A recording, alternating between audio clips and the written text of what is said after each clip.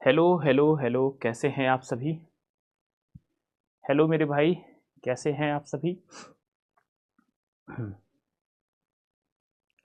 आशा करता हूँ बहुत अच्छे होंगे, बेहतरीन होंगे, लाजवाब होंगे और बहुत अच्छे से आप अपनी स्टडी कर रहे होंगे।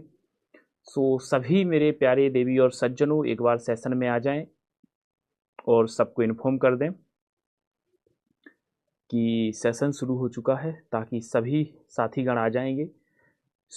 आज हम पढ़ने वाले हैं भीष्म साहिनी का अमृतसर आ गया और चीफ की दावत।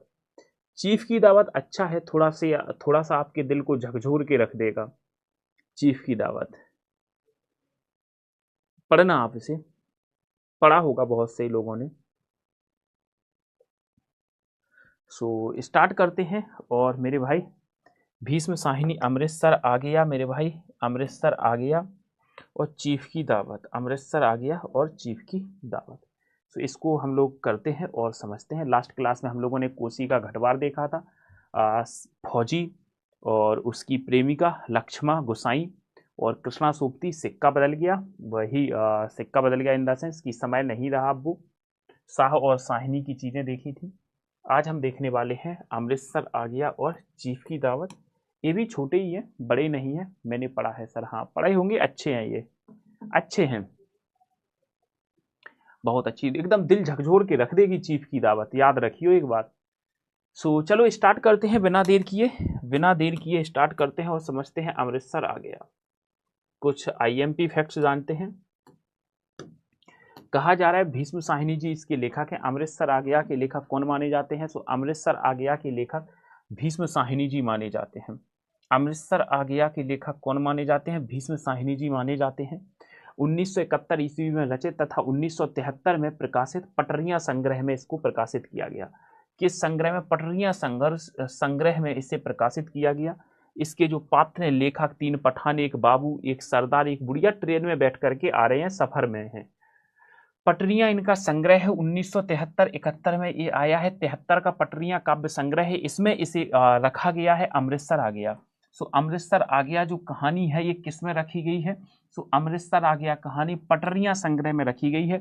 71 में इसको रचित किया गया, 73 में ये प्रकाशित हुआ किसमें? पटरियां संग्रह में।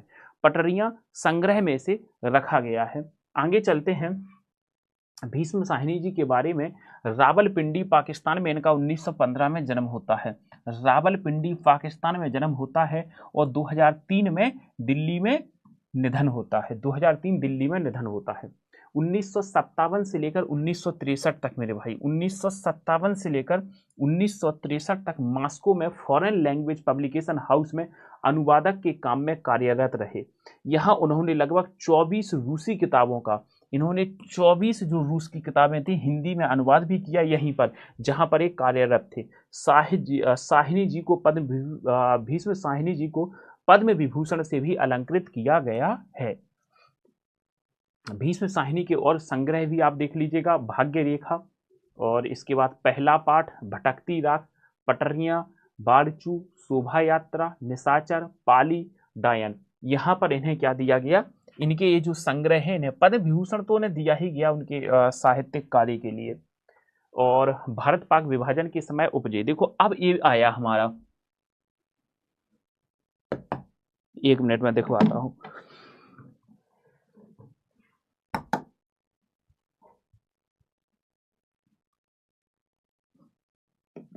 ठीक है, चलो जी दिखवा लेता हूं मैं क्या कहा जा रहा है। मैंने कहा भारत पाक विभाजन के समय उपजे तनाव की पृष्ठभूमि है। देखो वो भी हमने पढ़ा था तमस, और यहाँ पर भारत पाक विभाजन की जो तनाव उपजा था, जो हिंसाएं हो रही थी उस पर बेस्ड है। सांप्रदायिकता की समस्या का अंकन यहाँ पर किया गया है। नष्ट हुए मानवीय संवेदनाएं, मानवीय संवेदनाएं मतलब अब मानव के अंदर दया भाव नहीं बचा है। मानव के अंदर क्या नहीं बचा है? दया भाव नहीं है। मैं शैली में रचित है, अहम शैली में, अमानवीय कृत्य मतलब किसी के अंदर कोई दया नहीं, ऐसे काम कर रहे हैं जैसे राक्षस हों, जानवर हों। विवरणात्मक एवं मनोवैज्ञानिक शैली में लिखा गया है। शरणार्थियों के एक समूह का पाकिस्तान से शरणार्थियों का एक समूह शरणार्थियों का एक समूह पाकिस्तान से अमृतसर की यात्रा के, पाकिस्तान से अमृतसर की एक यात्रा के भयावहता और विनाश का वर्णन है। अब देखो ये किस पर बेस्ड है। शरणार्थियों का एक समूह पाकिस्तान से अमृतसर की यात्रा कर रहा है, पाकिस्तान से अमृतसर की यात्रा, और उस यात्रा के दौरान ट्रेन में भी और बाहर भी कई ऐसी चीजें देखने को मिलती हैं जो आपके दिल को दहला देती हैं या भयावहता को बताती हैं, विनाश का वर्णन करती हैं। साहनी ने विभाजन के विषय पर अपना महाकाव्य उपन्यास तमस्वी लिखा था, वो तो बताया ही है, जिस पर गोविंद निहलानी ने एक टीवी सीरियल बनाया था। यह किताब भारत के विभाजन के परिदृश्य पर लिखी गई अमृतसर आ गया कहानी में एक दिन की रेल यात्रा का वर्णन है। इसको याद रखना, एक दिन की रेल यात्रा का वर्णन है, एक दिन की रेल यात्रा का वर्णन है। इसमें क्या है मेरे भाई, एक दिन की रेल यात्रा का यहां पर वर्णन किया गया है। कहां पर, इसमें अमृतसर आ गया में। और वो रेल यात्रा कहां से शुरू हुई, पाकिस्तान से अमृतसर की। ठीक है, कहां से, याद रख, अमृतसर से पाकिस्तान मत करना, पाकिस्तान से अमृतसर। डिब्बे में ध्यान से देखना, जो डिब्बा है, डिब्बे में सरदार जी हैं, कथावाचक भी हैं, 3 पठान व्यापारी भी हैं, एक दुबला पतला बाबू है, एक बुढ़िया और कुछ अन्य मुसाफिर भी हैं। इनको याद रखना, एक सरदार, एक कथावाचक, पठान है 3, एक दुबला पतला बाबू है, एक बुढ़िया है और कुछ अन्य व्यक्ति भी हैं जो उस डिब्बे में सफर कर रहे हैं, और कुछ अन्य व्यक्ति भी हैं जो उस डिब्बे में सफर कर रहे हैं। बोलो।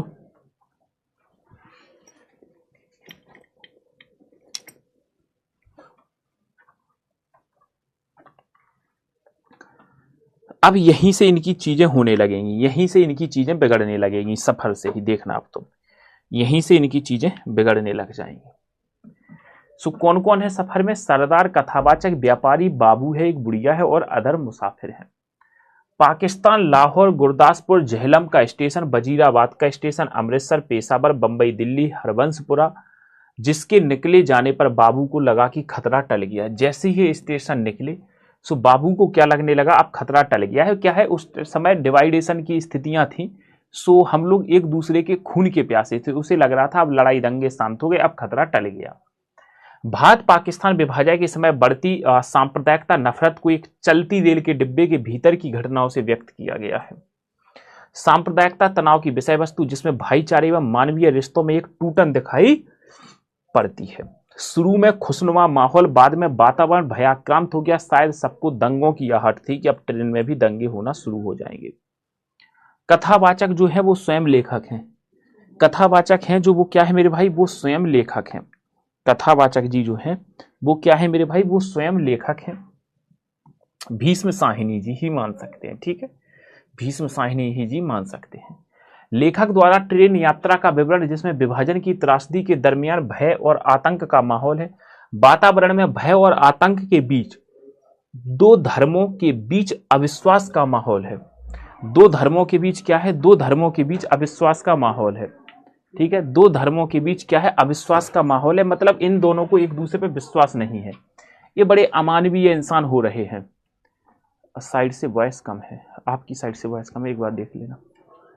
ठीक है, मतलब अब क्या है, मतलब सामने मान लो हिंदू बैठा है, मुस्लिम बैठा है, सो इन लोगों में अब विश्वास नहीं रहा कि कब ये हम पे भड़क जाएंगे, कब इनका इलाका आएगा मुस्लिमों का सो ये हमें मार ना दें ट्रेन में, और कब हिंदुओं का आएगा सो ये हमें मार ना दें।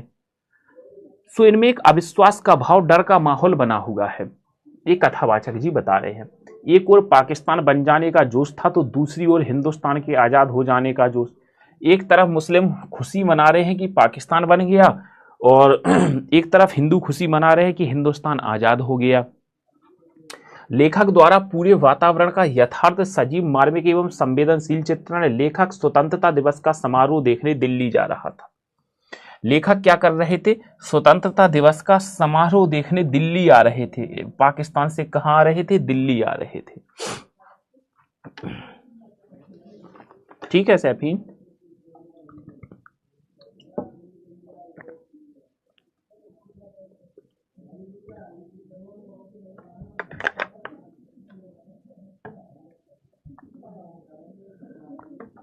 चलो, दुबला बाबू, एक तो कथावाचक हो गए, कथावाचक तो स्वयं भीष्म साहिनी जी ही है, और दुबला पतला बाबू देखते हैं क्या है।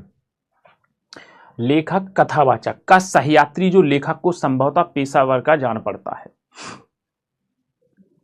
मतलब दुबला पतला जो बाबू है वो इनका साथ ट्रेवल कर रहा है उसी डिब्बे में। लेखक को ऐसे लग रहा है कि वो पेशावर का हो। ट्रेन में मौजूद पठानों द्वारा इसका बार बार मजाक उड़ाया जा रहा है। अब जो दुबला पतला बाबू बैठा है ट्रेन में, जो 3 पठान है, कितने पठान है इसका नंबर पूछा गया है, 3 पठान है। ये तीनों पठान क्या कर रहे हैं, इस बेचारे का मजाक उड़ा रहे हैं। एक हिंदू महिला पर पठानों द्वारा लात जमाए जाने और उसके परिवार को ट्रेन से उतारने पर विवश करने का दंश उसके मन में गहरा बैठ जाता है। मतलब 3 पठानों ने क्या किया, एक हिंदू महिला, उसमें थे ना अदर मुसाफिर, सो एक हिंदू महिला वहां पर यात्रा कर रही थी अपने परिवार के साथ, तो पठानों ने उस पर लात घूंसे मारे और उसके परिवार को ट्रेन से उतरने पर विवश कर दिया। सो यही जो भयावहता की स्थिति है इस दुबले पतले बाबू के मन में एकदम घर करके बैठ गई और उसे लगने लग रहा है कि ऐसा काश मेरे साथ ना हो। अपना इलाका शुरू होते ही दुबला पतला बाबू अपने काबू से बाहर आ जाता है और पठानों पर चिल्लाने लगता है। अब देखो, मैंने कहा जैसे ही मुस्लिमों का एरिया निकला सो अब उसको लगा कि चलो अब तो हम सेफ हैं।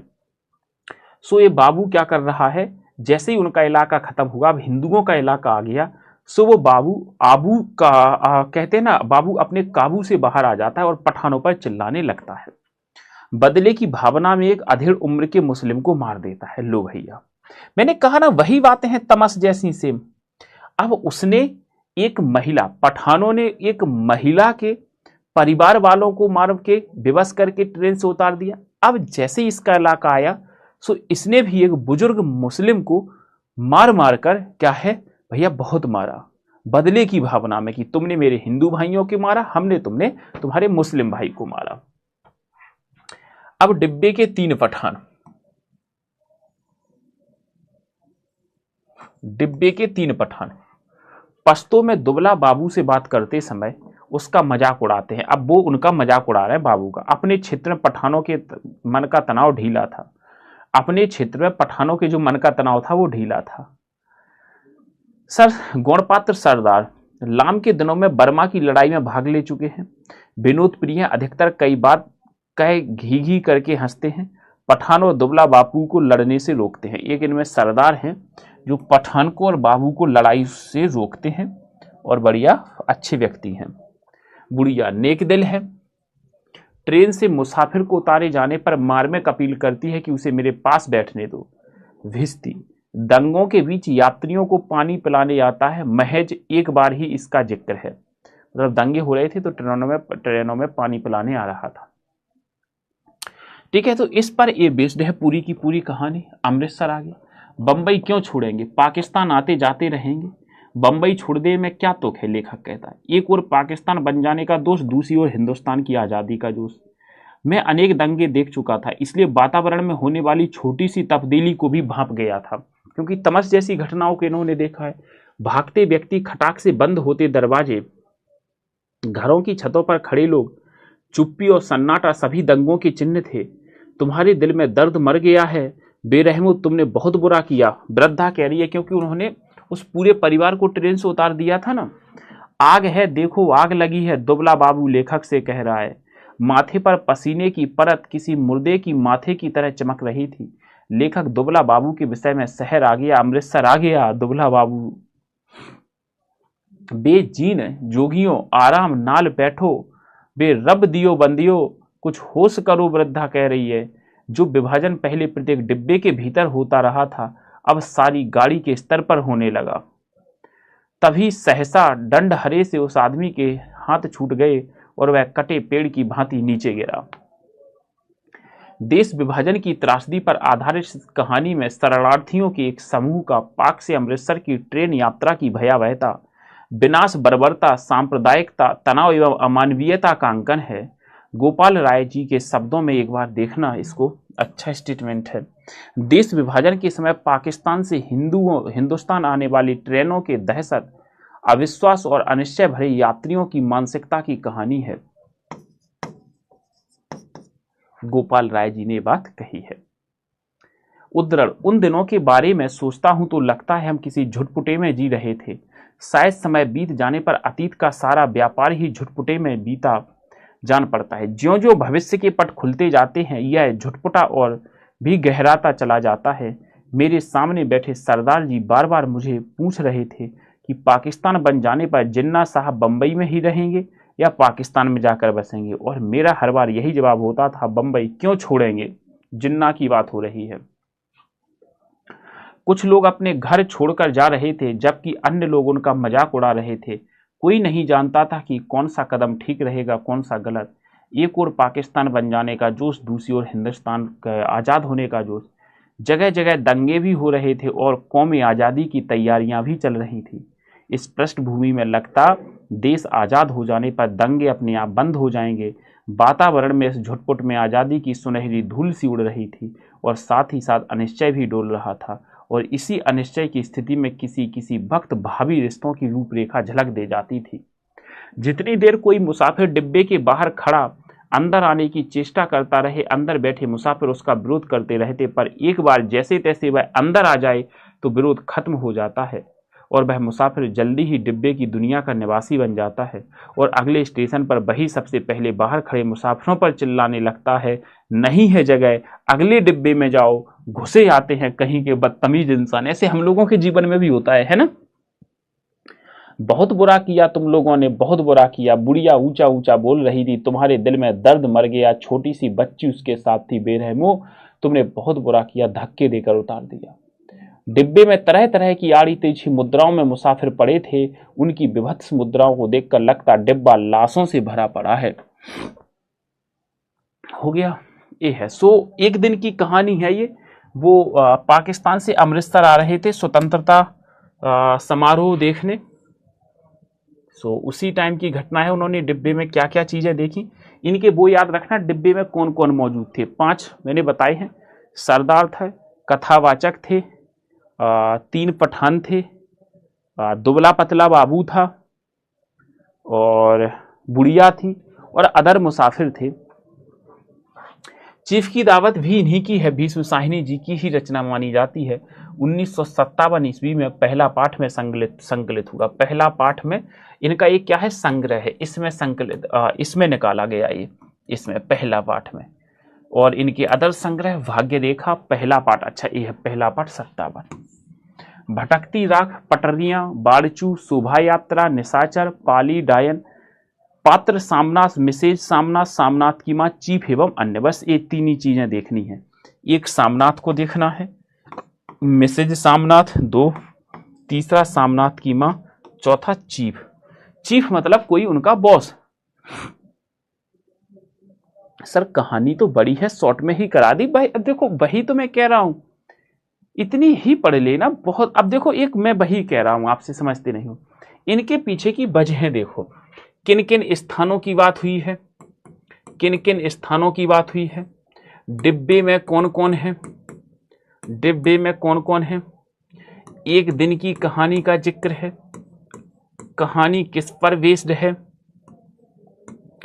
कथन है,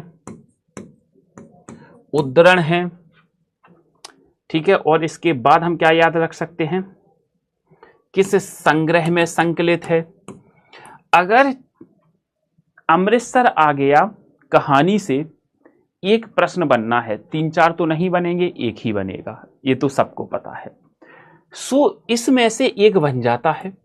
बाकी आप ये समझो, आपको जब ये पता लग गया कि अमृतसर किस पर बेस्ड है, कहीं ना कहीं आप ये देखेंगे कि अमृतसर जो बेस्ड है वो तमस पर बेस्ड है, भारत विभाजन की त्रासदी पर बेस्ड है।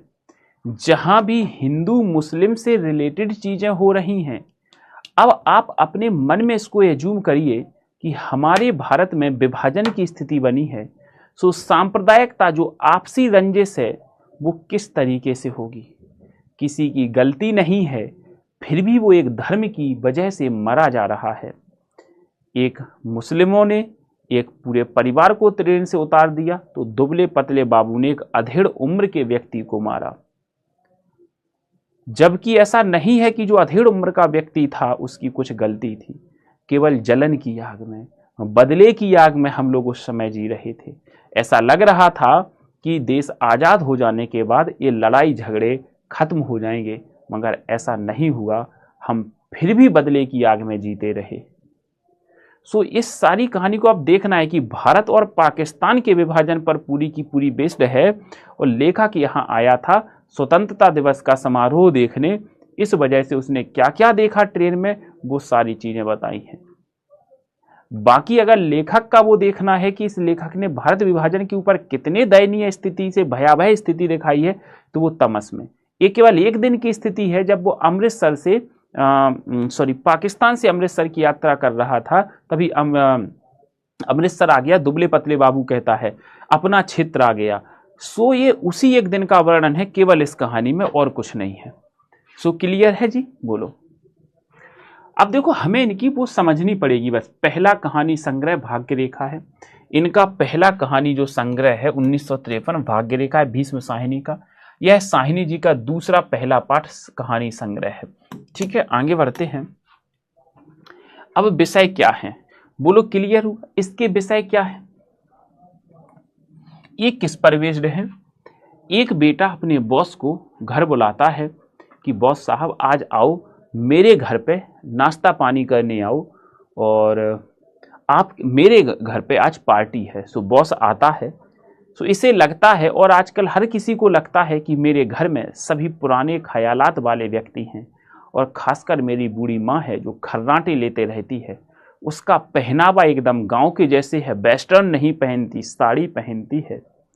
तो ये सब चीज़ें अगर हमारे बॉस देखेंगे तो अजीब लगेगा, और लगेगा यार ये कैसा है, इसके घर पे एक कौन औरत है जो इसका पहनावा ये है, खर्राटे ले रही है।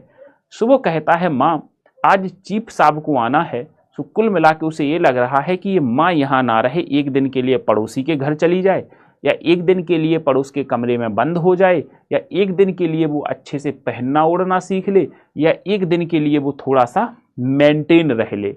सो इसी सब चीज को दिखाया गया है कि एक ऐसा पढ़ा लिखा बेटा अपनी बूढ़ी माँ को जो उसकी माँ है कैसे मतलब जब कोई ऐसे कहे तो अपने आप में एक इंसल्ट फील होती है, तो वही उसकी माँ को यहाँ पर अपमान फील हो रहा है, और वो भी अपमान ही कर रहा है ये।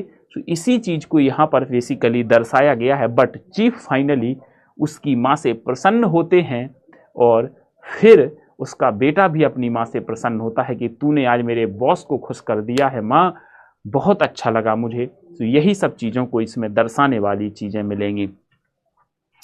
इसका विषय है बूढ़ी माँ स्वयं को अपमानित महसूस करती है, परंतु पुत्र की खुशी के लिए जैसा वह कहता है करती है। देसी स्त्रियां उन पर खूब हंसती हैं। मतलब अपनी बेटे की खुशी के लिए जो भी कह रहा है बेटा वो सब कर रही है। माँ के दर्द और बलिदान की कहानी है। माँ के दर्द और बलिदान की कहानी है मेरे भाई। आधुनिक परिवारों में, हाँ वही बात मैंने कही, आज के समय में भी है। आधुनिक परिवारों में वृद्धों की उपेक्षा कहानी के केंद्र में है। आज भी ये बेसिकली केंद्र में है। अगर आपकी दादी हाथ से खा रही हैं, आप चम्मच से खा रही हैं, तुम्हारे कोई दोस्त आ रहे हैं, तो आप क्या करोगे? आपको इंसल्ट फील होगा कि दादी तुम हाथ से क्यों खा रही हो, मेरे यहाँ दोस्त आ रहे हैं। सो ये बेसिकली हमारे आधुनिक परिवारों में इस टाइम पीरियड में हमारे वृद्धों की स्थिति क्या है, कैसे उनकी उपेक्षा करी जाती है।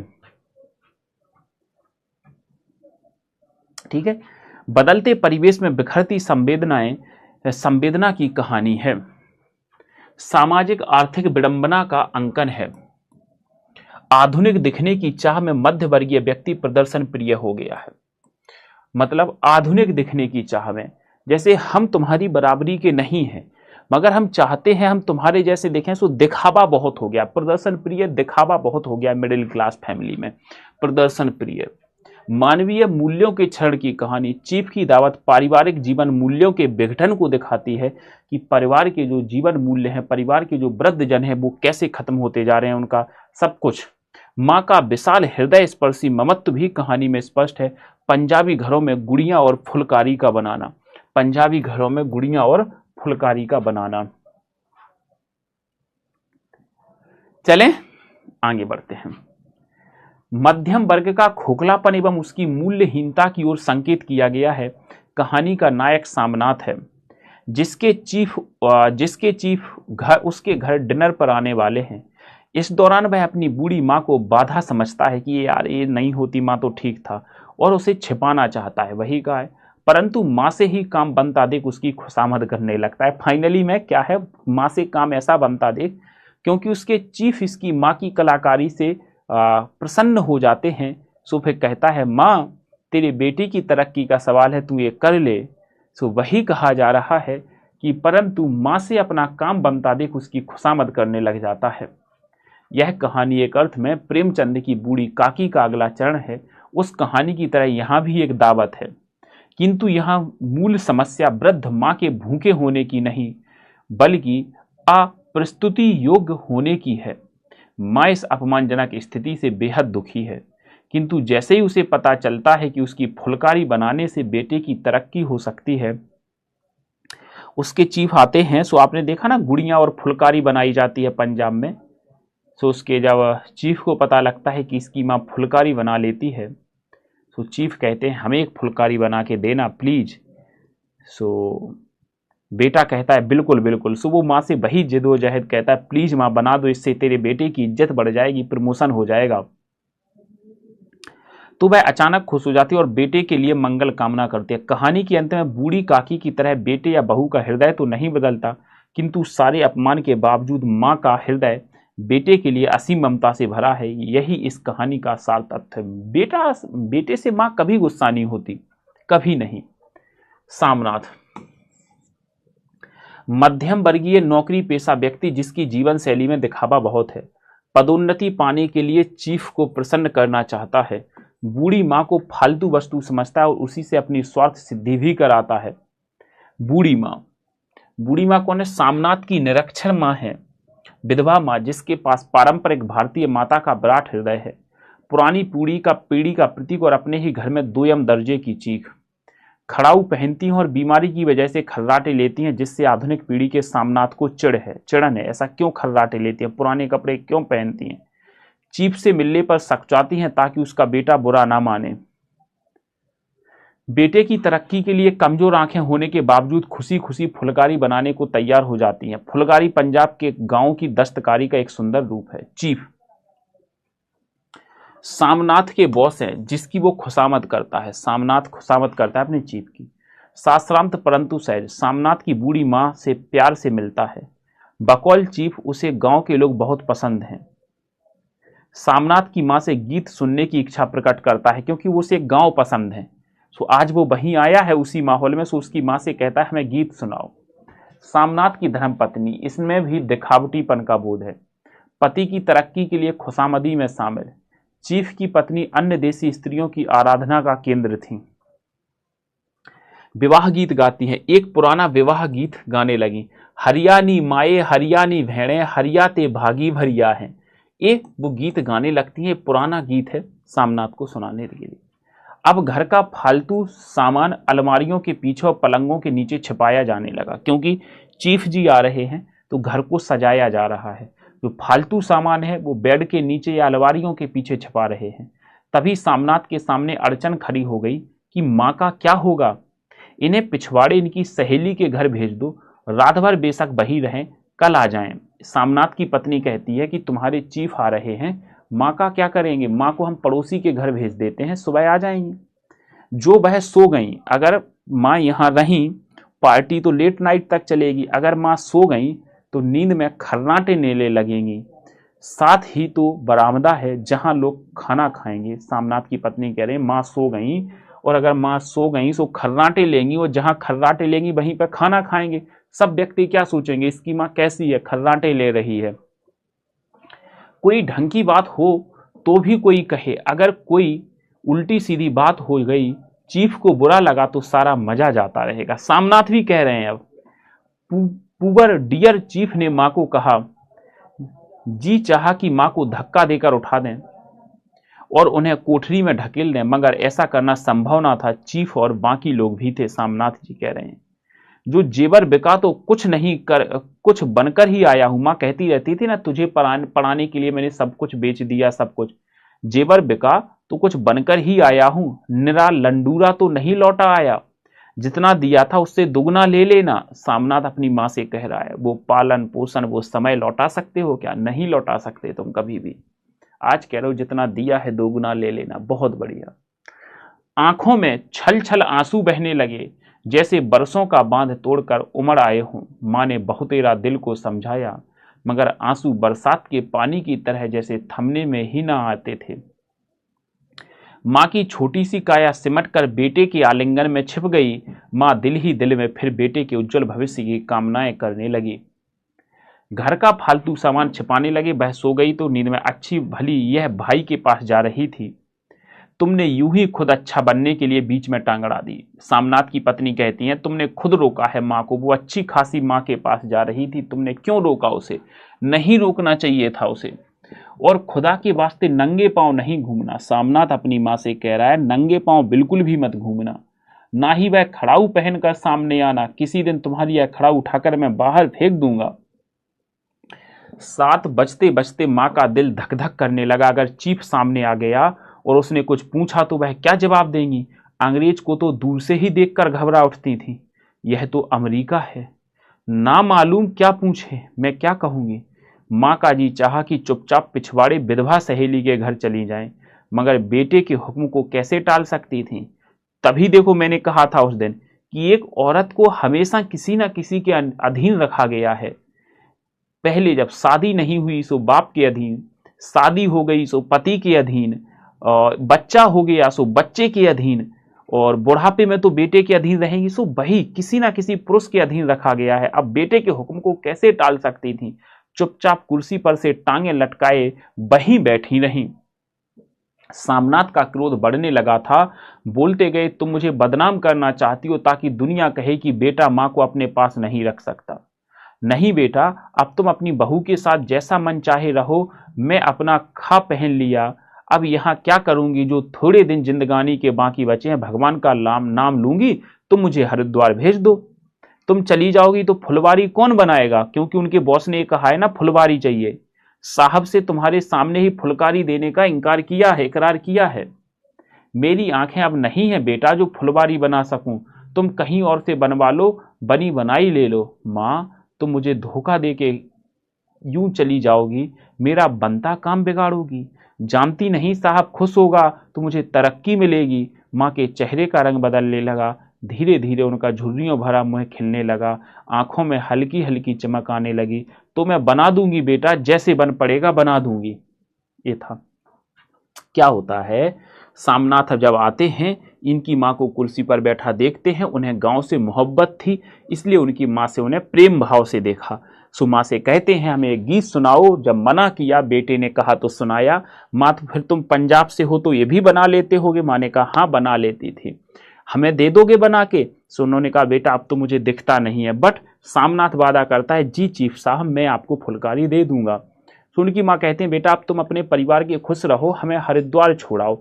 सो इसी सब भावुकता को दिखाया गया है कि कैसे एक बेटा काम बनाने के लिए, जब चीफ ने कहा तब उसे लगा, काम निकालने के लिए, काम बनाने के लिए वो क्या कर रहा है, अपनी माँ का इस्तेमाल कर रहा है।